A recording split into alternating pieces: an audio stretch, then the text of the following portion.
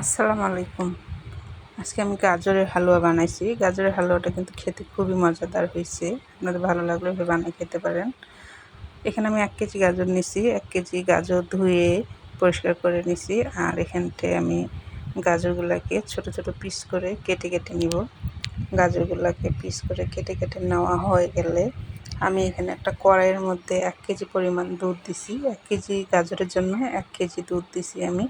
দুধের মধ্যে আমি গাজরগুলোকে দিয়ে দিছি। দিয়ে কিন্তু খুব সুন্দর করে সিদ্ধ করে নিতে হবে দুধের মধ্যেই। দুধটা যখন একদম শুকায় যাবে, গাজরগুলোও সিদ্ধ হয়ে যাবে, দুধটাও শুকায় যাবে, তখন আমি নামায় নিব। দেখতে পাচ্ছেন দুধটা কিন্তু শুকায় গেছে। এটাকে আমি একটু ঠান্ডা করে নিব। ঠান্ডা করে নিয়ে আমি ব্লেন্ডারের মধ্যে এটাকে আমি পেস্ট বানাই নিব।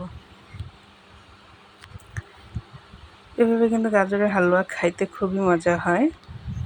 আপনারা চাইলে এভাবে রান্না করে খেয়ে দেখতে পারেন। আমি একটা বাটির মধ্যে বেড়ে নিছি। আর এখানে একটা কড়াই দিছি। কড়াইয়ের মধ্যে আমি ঘি দিলাম 1 চামচ। আমি এটা সম্পূর্ণ ঘি দিয়ে রান্না করব। ঘি দিয়ে রান্না করলে কিন্তু খুবই মজা হয় আর খুব সুন্দর ফ্লেভারটা খুব সুন্দর আসে। তেল দিয়েও রান্না করা যাবে, কিন্তু ঘি দিয়ে রান্না করলে ফ্লেভারটা বেশি সুন্দর আসে। তো আমি ঘিয়ের মধ্যে তেজপাতা, দারচিনি আর এলাচ দিয়ে দিছি। আর কিছু কাঠবাদাম, কাজু বাদাম, পেস্তা বাদাম কুচি কুচি করে আমি কেটে নিছি। সেগুলোকে আমি ঘিয়ের মধ্যে একটু হালকা করে ফ্রাই করে নিচ্ছি।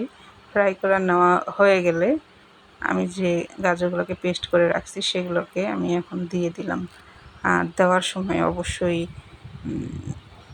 জালটাকে কমায় দিবেন, নাহলে গায়ে ছিটবে। আর 1 কাপ আমি চিনি দিয়ে দিলাম। মিষ্টি আপনাদের পছন্দ অনুযায়ী দিবেন। বেশি মিষ্টি খাইলে আপনারা বেশি মিষ্টি দিবেন, কম খাইলে কম দিবেন। আমি কিন্তু কম মিষ্টি দিছি, গাজরেরও একটা মিষ্টি আছে। তো এইভাবে নাড়াচাড়া করে একদম লাল লাল করে হয়ে গেলে আমি নামার সময় আরেক চামচ ঘি দিয়ে দিব। দিয়ে আমি নামাই ফেলবো। আর আরেকটু নাড়াচাড়া করে লাল লাল করেই নামাবেন, তাহলে খেতে কিন্তু আরও বেশি মজা লাগবে। তো দেখতে পাচ্ছেন এটা কতটা সুন্দর লাল লাল হয়েছে, শুকনো শুকনো হয়েছে। আমি একটা বাটির মধ্যে বেড়ে নিলাম। আপনারা চাইলে একটা ট্রের মধ্যে করে সুন্দর করে বরফির মতো করে কেটেও নিতে পারেন। তো আমি ট্রেতে বাড়িনি, এমনিতে বাটিতে বাড়ছি, তাতে খাওয়া হয়ে গেছে। আর ভালো লাগলে সবাই বানাই খাবেন। ভালো থাকবেন সবাই। আল্লাহ হাফেজ।